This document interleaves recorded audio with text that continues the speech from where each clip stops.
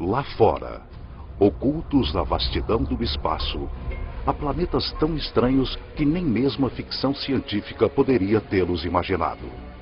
Pela primeira vez, cientistas estão descobrindo planetas alienígenas além do nosso sistema solar.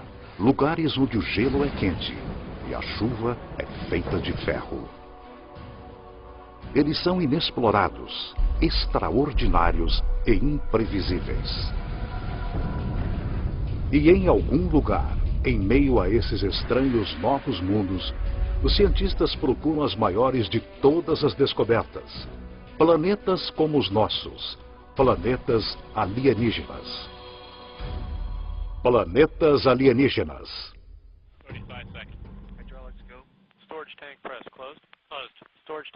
6 de março de 2009. Este foguete Delta II está passando pelos testes finais pré-lançamento.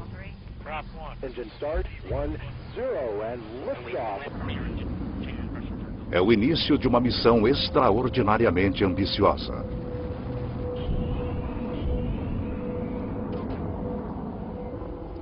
O Observatório Espacial Kepler está procurando por planetas similares à Terra em uma região que abrange 100.000 estrelas.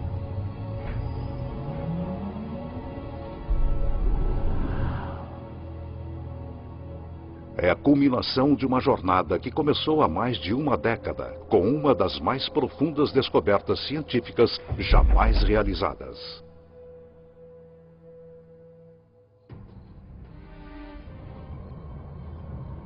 Em 1995, o astrônomo suíço Michel Mayor e sua equipe fizeram uma observação rotineira de estrelas da constelação de Pégaso, localizada a 50 anos-luz de distância. Mas os instrumentos mostraram algo estranho. Uma das estrelas saltava e oscilava violentamente. Descobrimos que uma dessas estrelas tem uma velocidade que muda com o tempo.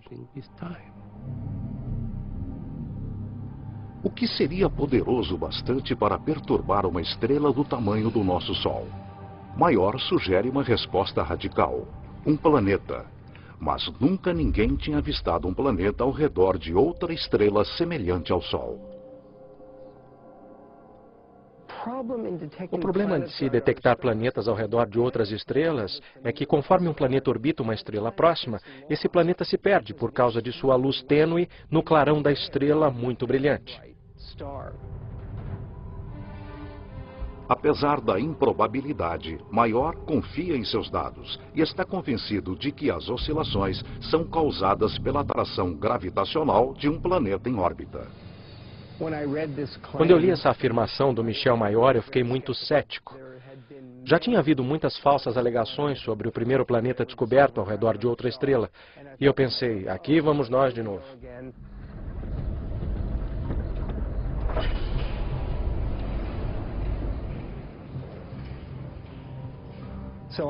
Então eu decidi observar a estrela por 4 noites consecutivas.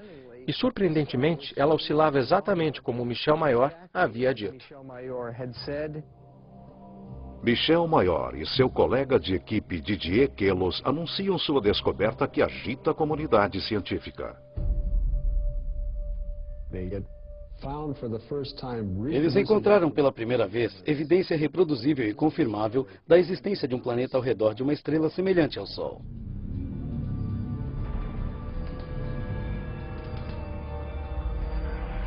Oficialmente chamado 51 Pégase B, o planeta foi apelidado Belerofonte, em homenagem ao herói grego que domou o cavalo alado Pégaso.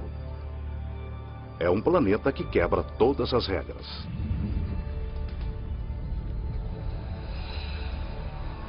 Belerofonte torra na luz escaldante da estrela, a temperaturas de aproximadamente 1000 graus Celsius.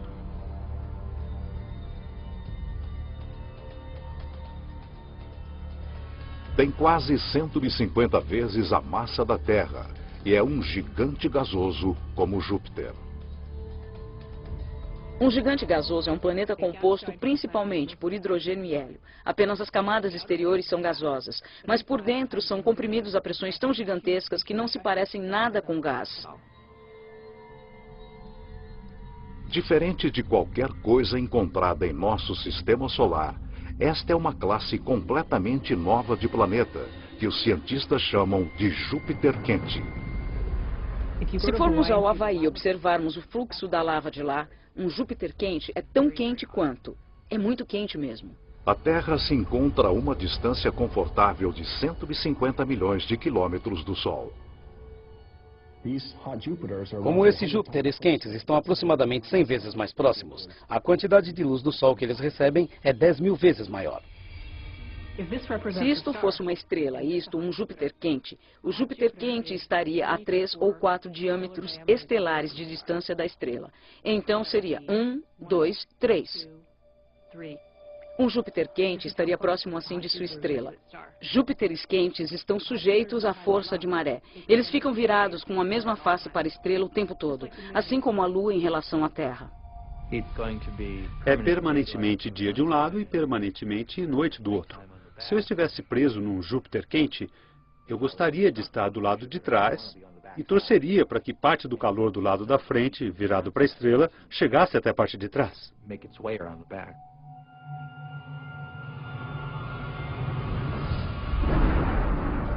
As variações na temperatura causam ventos extremos na atmosfera de Belerofonte. Conforme o ar é cozido pela estrela, ele sobe. Ar mais frio avança para baixo para substituí-lo, assim como acontece na Terra. O vento uiva a milhares de quilômetros por hora, muito além de qualquer coisa que poderíamos suportar. As rajadas de calor garantem a inexistência de vapor de água, mas isso não significa que não haja chuva. É quente demais para que nuvens de água se formem aqui. Aqui as nuvens seriam feitas de ferro. O vapor de ferro pode existir a temperaturas bem mais elevadas que o de água. E por isso, as coisas podem ficar um pouco complicadas.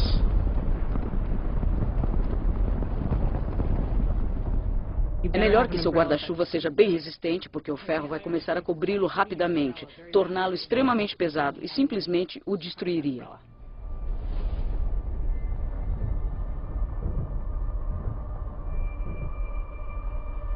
O céu acima se enche de cortinas dançantes de cores. Partículas carregadas da estrela próxima formam auroras bem mais radicais do que a aurora boreal na Terra. Esse planeta recentemente descoberto possui outra característica singular. Belerofonte orbita seu Sol em apenas 4,2 dias. Nenhum planeta que se respeite orbita uma estrela em 4,2 dias. Nenhum dos planetas em nosso sistema solar leva um tempo tão curto. Para os cientistas, a órbita minúscula desafia as noções antigas de como os planetas se formam. O fato de que o planeta orbitava a cada 4 dias era um enigma total. Até que uma noite, no meio da noite, acordei e pensei, isso deve ser prova de que os planetas migram para dentro. Eles não ficam parados onde estão. A chave do enigma encontra-se em como os planetas se formam. Os planetas são um subproduto da formação das estrelas. Quando as estrelas se formam, elas têm um disco de poeira e detritos à sua volta, e desses detritos formam-se os planetas. Muito do que sabemos vem do telescópio espacial Hubble, conforme ele se volta para regiões como a nebulosa da Águia. Essa nuvem interestelar é adornada por discos de poeira e gás que se contraem. Um aglomerado gigante se forma no centro de cada disco. As temperaturas chegam a 10 milhões de graus Celsius. A mesma fusão nuclear que energiza nosso Sol é liberada.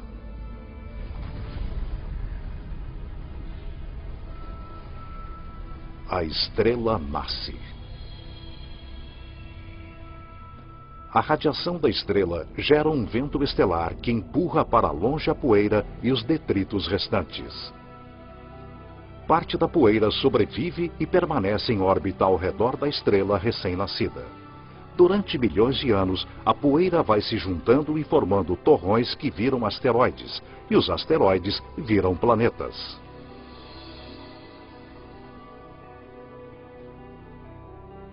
Esses planetas migram através do disco até que encontram uma órbita estável. É por isso que Belerofonte está tão perto de sua estrela-mãe. Mas um planeta recentemente descoberto encontrou sua órbita estável num lugar em que nenhum planeta deveria ir. 2001. O telescópio espacial Hubble está direcionado para uma estrela obscura a uns 150 anos-luz de distância da Terra na constelação de Pégaso.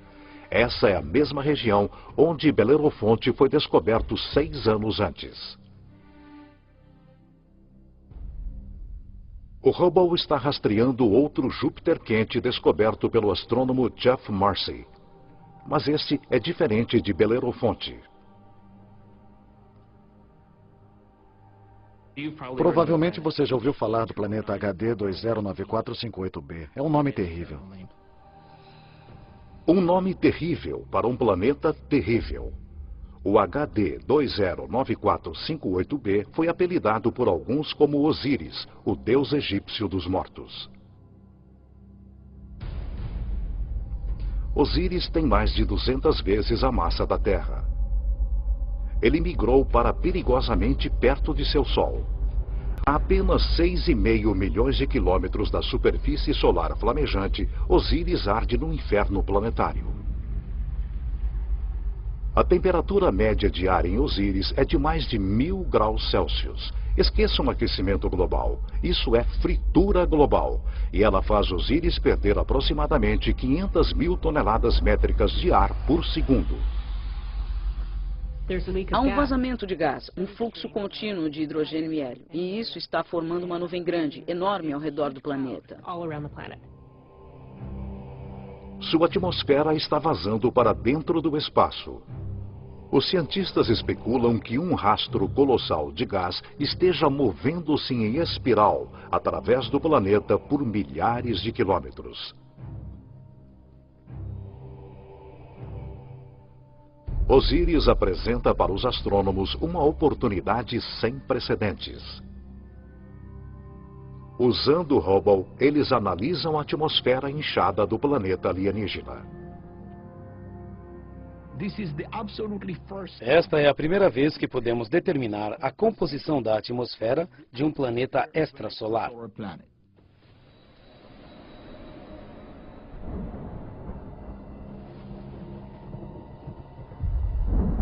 Surpreendentemente, o Hubble detecta muitas substâncias químicas básicas necessárias à vida: sódio, carbono, hidrogênio e oxigênio. Mas Osíris é quente demais para que nele haja vida como a conhecemos. No entanto, pode haver outras formas de vida que se desenvolvem em temperaturas mais elevadas. Mas não há superfície sólida, como a conhecemos em um Júpiter quente. Então essa vida teria que ser de minúsculos micróbios flutuando em aerossóis. E sobre a nossa própria Terra, nós temos vida que flutua pela nossa atmosfera. Mas essa vida não começou lá. Por isso, quase certamente, não existiria vida em Júpiteres quentes. Os astrônomos descobriram muitos Júpiteres quentes desde que Belerofonte foi descoberto em 1995. Mas as condições nesses mundos os descartam como lugares onde o drama da vida pode se desenvolver.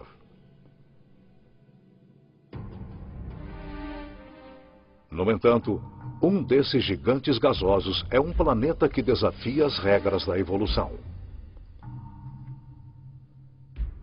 O astrônomo Geoff Marcy descobriu algo surpreendente sobre um planeta que orbita uma estrela chamada 16 Cygnus b, localizada a cerca de 70 anos-luz de distância na constelação de Cygnus, o Cisne.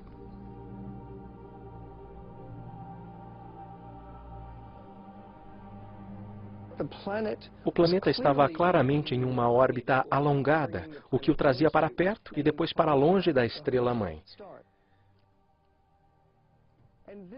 E claro, isso desafiava nossas expectativas baseadas em nosso próprio sistema solar, onde todos os planetas circundam nosso Sol em órbitas quase circulares, como aqueles sulcos em um disco de vinil. Como um gigantesco ioiô no espaço, o gigante gasoso vai para frente e para trás, atravessando seu sistema solar. Seria como se a Terra fizesse uma investida de mais de 40 milhões de quilômetros para mais perto do Sol e depois ultrapassasse Marte em direção a Júpiter todos os anos.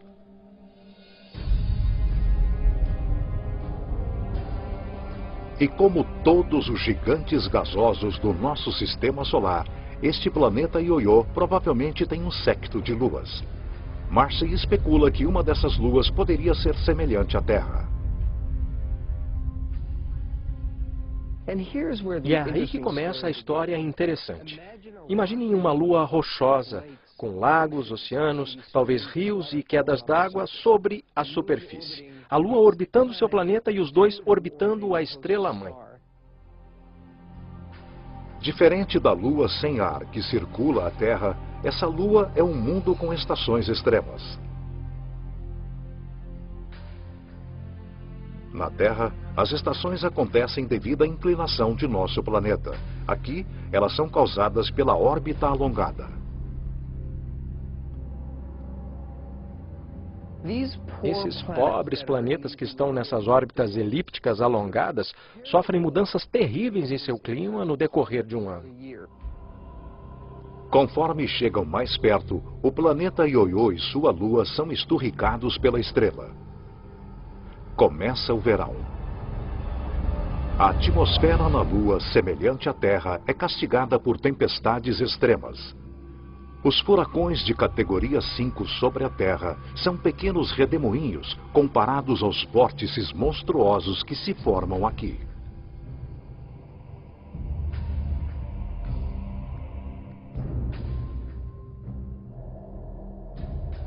As nuvens ficam mais espessas conforme a água evapora. As temperaturas aumentam dramaticamente. Qualquer água ou gás aqueceriam. E, de fato, os oceanos ferveriam e virariam vapor. Seria como uma enorme sauna. Durante o pico do verão, toda a Lua é sufocada por temperaturas de mais de 400 graus Celsius.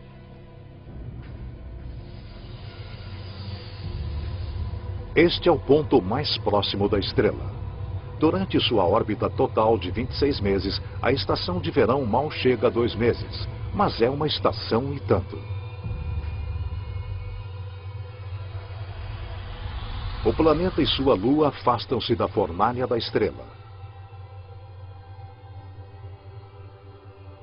As temperaturas caem para limites que nós acharíamos temperados e confortáveis.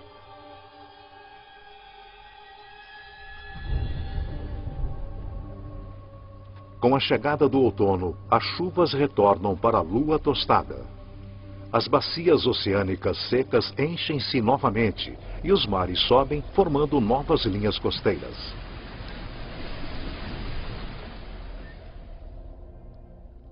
A tranquilidade prevalece, conforme o planeta Ioiô e sua lua entram no congelamento do inverno.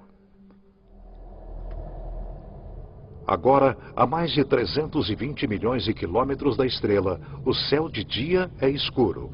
As temperaturas oscilam ao redor de menos 160 graus Celsius. Os oceanos congelam e as calotas polares se expandem por sobre a superfície da Lua, formando um lençol de gelo com muitos quilômetros de espessura que engloba todo o planeta. Os invernos são longos, duram 17 meses. Com a chegada da primavera, o Sol aparece radiante no céu sobre essa lua, conforme o gelo racha e derrete violentamente. Enormes icebergs soltam-se para dentro de um oceano tempestuoso que cresce rapidamente.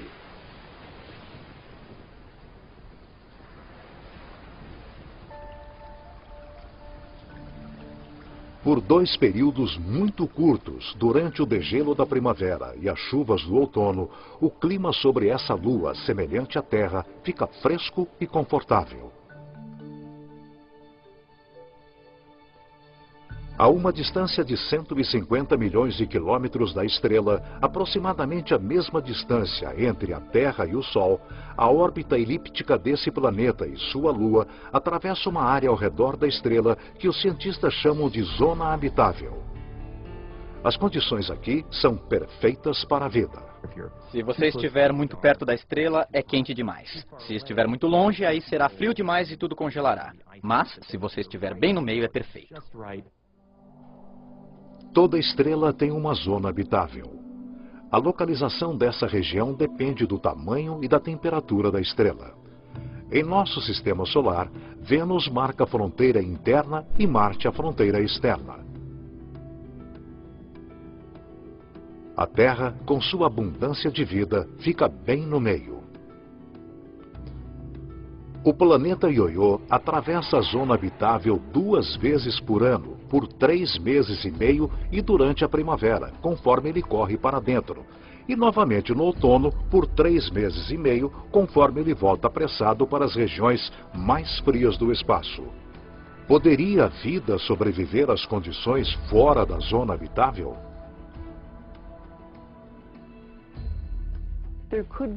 É possível que haja formas de vida inteligentes o suficiente para hibernarem, como fazem os animais da Terra durante a estação de inverno. Se isso parecer fantástico, pensem nas zonas das marés da Terra. Nas zonas das marés, a vida prolifera, é claro, perto da praia. E isso acontece apesar das correntes.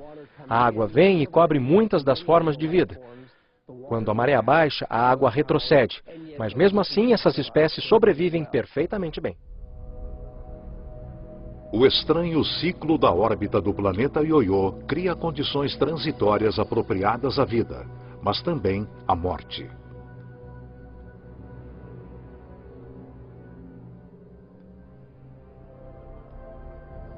Alguns planetas alienígenas são até mais bizarros. Imaginem um mundo que não tem estrela para orbitar. Os cientistas especulam que a nossa galáxia esteja cheia de planetas errantes, vagando pelos caminhos obscuros do espaço interestelar. São planetas órfãos, planetas expulsos de seu sistema solar pelo caos da migração planetária. Os astrônomos chamam esses mundos de planemos. Planemos são planetas sem estrela. Eles vagam pela galáxia indefinidamente. Que força gigantesca seria necessária para expulsar um planeta de seu sistema solar? Quando uma jovem estrela se forma, com um contingente de planetas à sua volta, muitos desses planetas interagem uns com os outros gravitacionalmente. Empurram uns aos outros, estilingam uns aos outros, de modo que um deles é ejetado do sistema planetário, eliminado do programa por votação. Se infelizmente você fosse um habitante de um planeta e fosse expulso por uma colisão ou quase colisão contra outro grande objeto, provavelmente se moveria rapidamente para fora da zona habitável. Há centenas de bilhões desses pobres planetas errantes, imprevisíveis e perdidos em nossa galáxia, a Via Láctea, sem uma estrela-mãe para lhe dar amor. Frios, escuros e silenciosos. Como os planemos não têm sol, eles são mundos sem dias nem anos.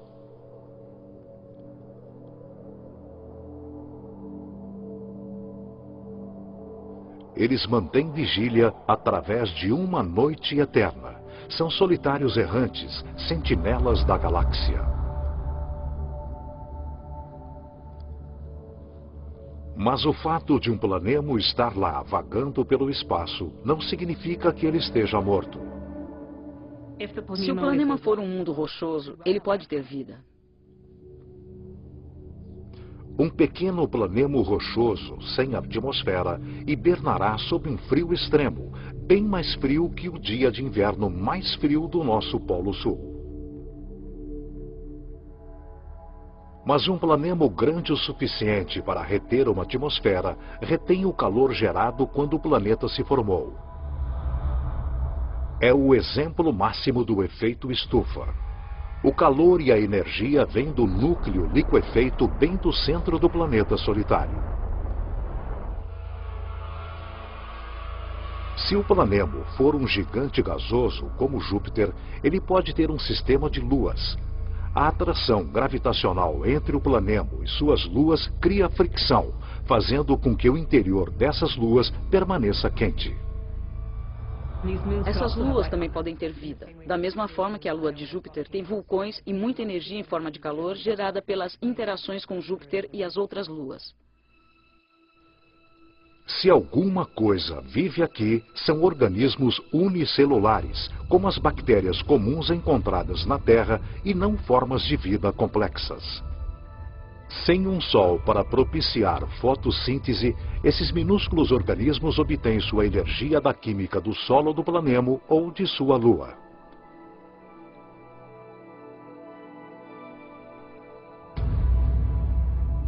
Há condições semelhantes na Terra. Colônias de bactérias são encontradas bem no fundo das minas na África do Sul. Elas não têm acesso a oxigênio ou à luz e sobrevivem inteiramente das substâncias químicas que produzem a partir da terra que as circunda. Seu metabolismo é extremamente lento e elas se reproduzem apenas uma vez a cada 1000 anos.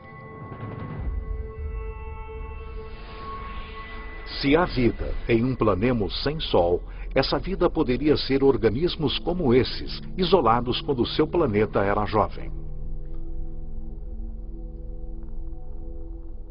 Enquanto os planemos adormecem sem serem perturbados, um mundo vem sendo destruído por mudanças caóticas desde o início dos tempos.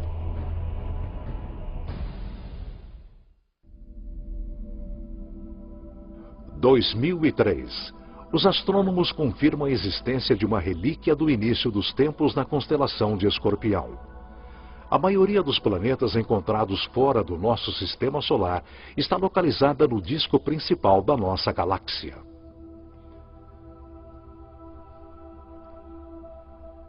Mas este mundo está empoleirado bem acima do halo da Via Láctea, em um agrupamento de quase 10.000 estrelas primordiais.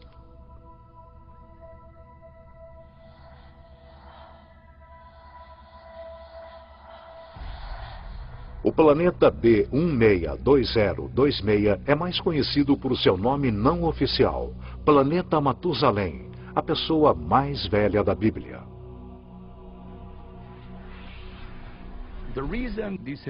Ele ficou conhecido como Planeta Matusalém, porque aquele agrupamento tem cerca de 12 bilhões de anos.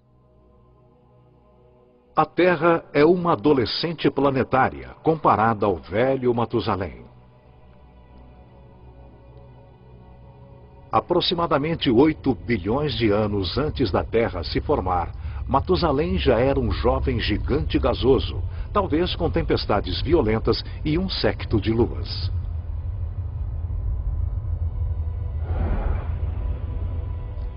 Os eons passam e os ventos e as tempestades diminuem, deixando para trás um mundo pacífico.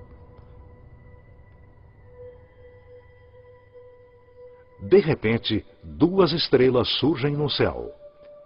Elas são os centros queimados de estrelas mortas há muito tempo, assombrando o agrupamento. No ambiente muito denso de um agrupamento globular, há muitas colisões estelares e quase colisões, sistemas em que uma estrela é chutada para fora e outra é chutada para dentro. Em uma dança cósmica de gravidade semelhante à migração de planetas, uma das estrelas é expelida e substituída pela estrela-mãe de Matusalém. Matusalém agora é um planeta com 2 sóis. Todos os dias há 2 alvoradas e 2 ocasos. Todas as nuvens e todos os objetos projetam 2 sombras. Com o tempo, a estrela-mãe original começa a se expandir, um sinal de que a estrela está morrendo. Ela incha até se tornar uma estrela gigante vermelha e transbordar para a estrela de nêutrons. A estrela de nêutrons devora a gigante vermelha.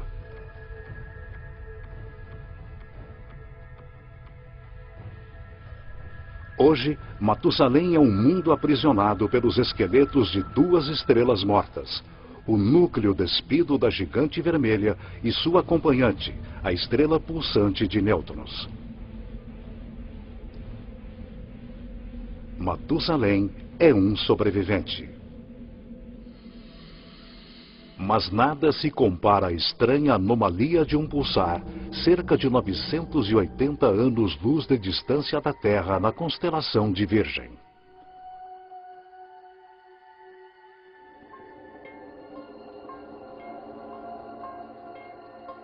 De longe, um pulsar parece uma luz piscando.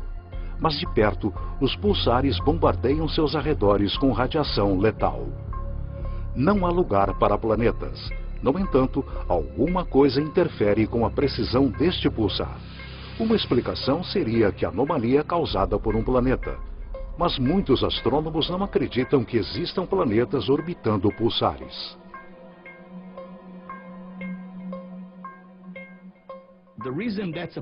Isso é um problema, porque os pulsares são formados em explosões incríveis.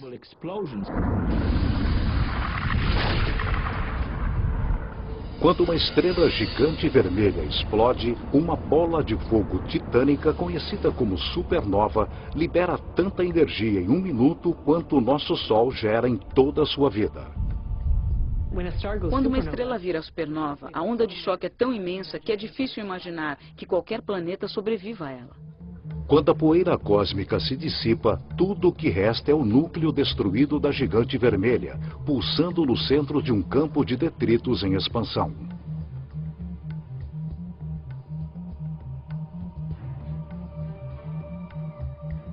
A matéria destruída pela explosão colossal volta para o pulsar e forma um disco. Nesse caos, um novo mundo se forma, nascido do fogo e da destruição. Um zumbi planetário surgido da carcaça da ex-estrela gigante vermelha. É incrível que planetas possam se formar nesse ambiente. Um planeta que orbita um pulsar nos dá a impressão de estarmos numa discoteca com uma luz estroboscópica bem forte, que é o pulsar.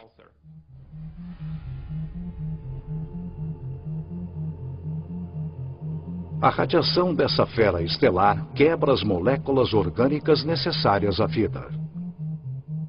O pulsar tem campos magnéticos muito fortes, que giram conforme a estrela gira rapidamente e suga qualquer material, elétrons, prótons, e os acelera e os arremessa para fora em alta velocidade. É como um vento solar violento. Não imagino que haja qualquer oportunidade, mesmo para uma forma de vida simples, microbial, emergir e florescer num planeta orbitando um pulsar. Principalmente porque se você estiver no pulso, você estará severamente energizado. E se não estiver no pulso, estará completamente destituído de energia.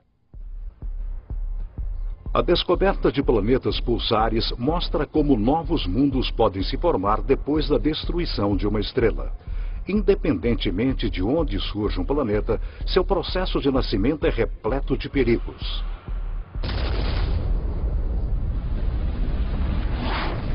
Às vezes, a violência é tanta que o fim do mundo chega antes de seu início.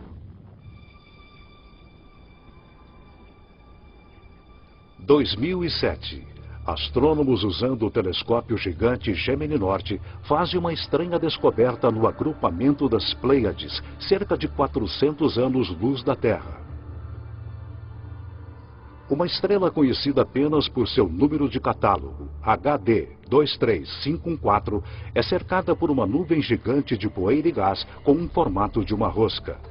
A estrela no centro dessa formação tem cerca de 100 milhões de anos. Um bebê cósmico em termos astronômicos. O nosso Sol é 45 vezes mais velho. As condições são perfeitas para que se formem planetas. Mas a análise espectral descobre algo estranho. A poeira está completamente pulverizada.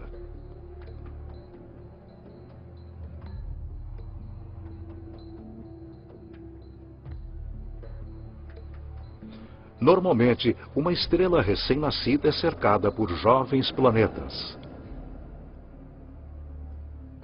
Os planetas se formam ao redor da jovem estrela em um disco protoplanetário de gás e poeira. Então, esses planetas seguem seu alegre destino, orbitando a estrela, sem perceberem que estão em uma órbita próxima demais de outro planeta.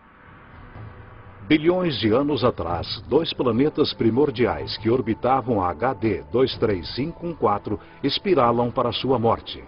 Conforme os dois mundos se aproximam, as forças das marés achatam cada planeta do formato de esfera para o formato ovalado.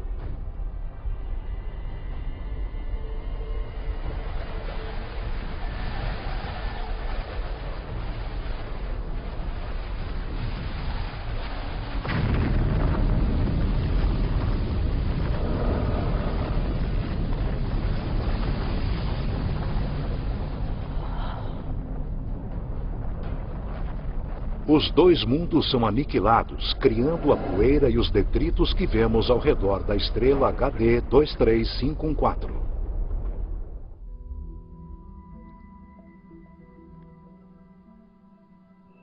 Há um novo planeta lá fora, um planeta cuja existência antes desconhecíamos. Não é apenas um planeta, é um novo tipo de planeta. Terra sob asteroides. Gosto de chamá-los de superterras. Eles são como a Terra, só que maiores, com até 10 vezes a massa da Terra. Uma das famílias de superterras se parece com a nossa própria Terra, continentes, oceanos. Algumas podem ser muito secas, como Marte. E também tem outra família que chamamos de mundos aquáticos, ou planetas oceanos, que são completamente cobertos por água. Bem-vindos a Gliese 581c.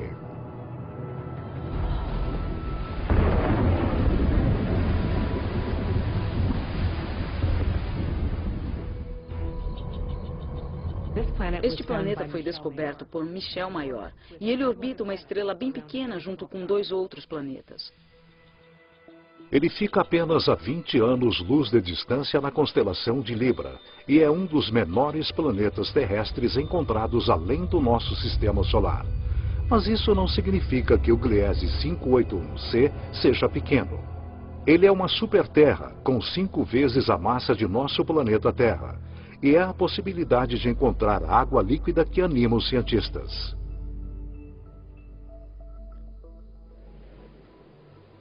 Um planeta oceano dá a sensação de estarmos no meio do Oceano Pacífico, sem terra à vista, só água. Acima, nuvens brancas volumosas e céu azul. Os ventos sobre o mundo oceano são semelhantes aos da Terra. É um ótimo lugar para se velejar. O clima é absolutamente perfeito. Todos os dias o céu está azul e o sol fica sempre no mesmo lugar. Assim fica fácil fazer a previsão do tempo.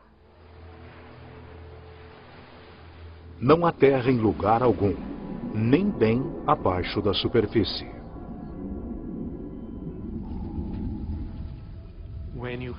Quando há uma grande quantidade de água, no fundo do oceano forma-se uma pressão muito alta, com mais de 1 milhão de atmosferas. E essa pressão comprime a água líquida, que é o oceano, para um estado que chamamos de gelo 7.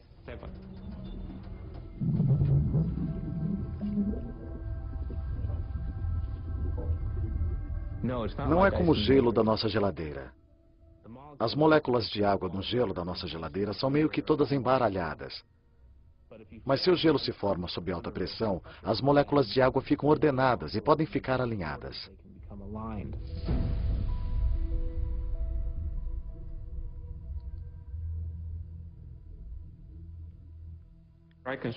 Posso mostrar um cristal que é um bom equivalente ao gelo 7. Halita, também conhecida como sal de rocha. Pode ser que o gelo 7 exista em nosso próprio sistema solar. Europa, uma das luas de Júpiter, pode ter um manto de água líquida circundado por uma grossa crosta de gelo. A pressão da crosta é tão grande que pode existir gelo 7 bem no fundo desses mares desconhecidos. Se nós aumentarmos a escala e degelarmos Europa, ela pode ser um mundo aquático semelhante a Gliese 581c. Podemos imaginar que a vida possa surgir no mundo aquático. Afinal, a água é essencial à vida sobre a Terra. Em todo lugar no nosso planeta onde há água, há vida. Não encontramos uma gota d'água estéril sobre a Terra, a menos que a coloquemos no forno de micro-ondas. Nesse mundo aquático poderia haver bactérias ou qualquer tipo de vida no próprio oceano.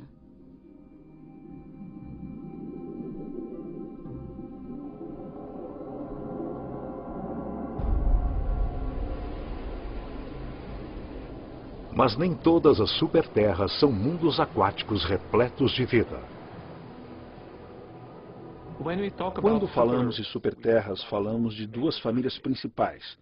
Em sua maior parte rochosa, com um pouco de água, e em sua maior parte aquática, com um oceano sem fim. Mas temos que adicionar uma terceira família, de provavelmente superterras e planetas similares à Terra, muito raros, chamados planetas carbono. Um planeta carbono é diferente de qualquer coisa que já vimos. É um lugar com uma química estranha, mas repleto de tesouros terrenos.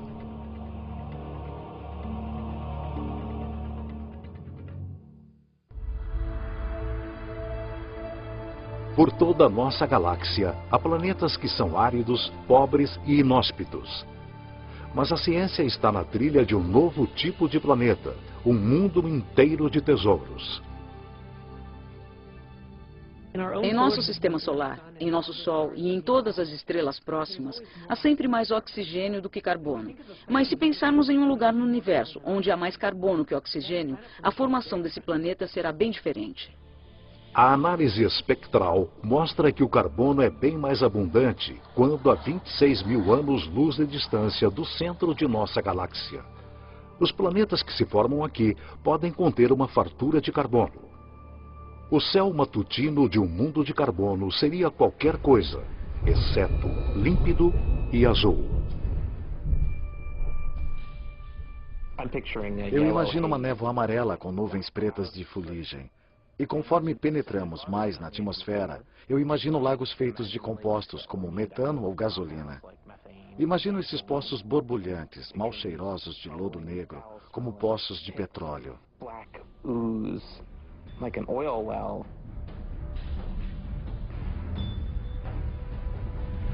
Com pouca ou nenhuma água na atmosfera, o ar é formado por compostos de carbono.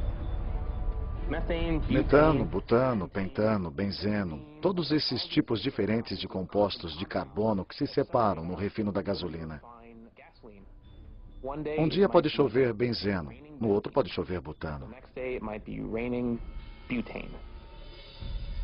Por mais estranhos que possam parecer os planetas carbono, a qualidade do ar neles pode parecer familiar para alguns. O ar num planeta muito rico em benzeno será parecido ao de Los Angeles, com muitas partículas de smog, às quais infelizmente estamos acostumados por causa do escapamento dos automóveis. Apesar da poluição, planetas carbono podem ter um lado positivo bem atraente.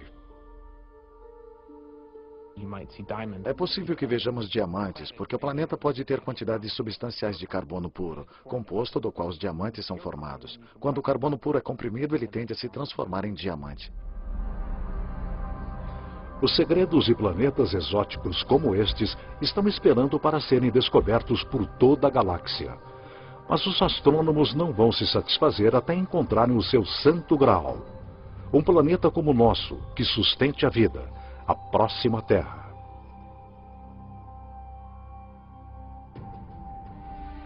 Sempre me perguntam se eu acho que vamos encontrar outro planeta como a Terra. E eu respondo, com certeza.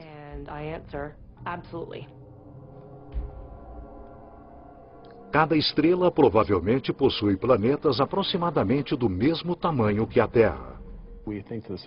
Achamos que cada estrela tem vários planetas com a massa da Terra ou a massa de superterras. Então, se temos 200 bilhões de estrelas na galáxia, pode haver 400 bilhões de terras ou mais. 400 bilhões de terras. O Observatório Espacial Kepler é o primeiro instrumento capaz de encontrar um desses planetas.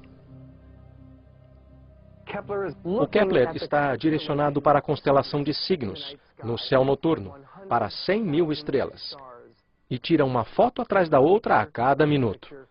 E o objetivo do Kepler é simples: procurar entre as 100.000 estrelas aquelas que às vezes ficam escuras. Quando a estrela varia ligeiramente seu brilho, significa que um planeta está passando na sua frente, bloqueando parte de sua luz.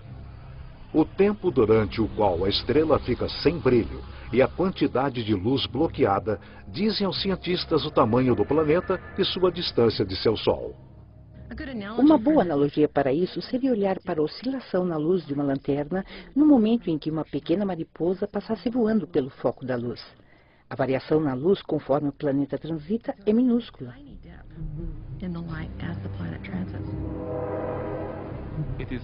É uma técnica muito poderosa, porque permite descobrir planetas que são até menores do que a Terra ao redor de estrelas semelhantes ao Sol. É uma técnica que está mudando o curso da ciência. Achamos que poderemos encontrar um planeta habitável nos próximos anos. Os cientistas estimam que a missão Kepler encontrará um mínimo de 50 terras alienígenas.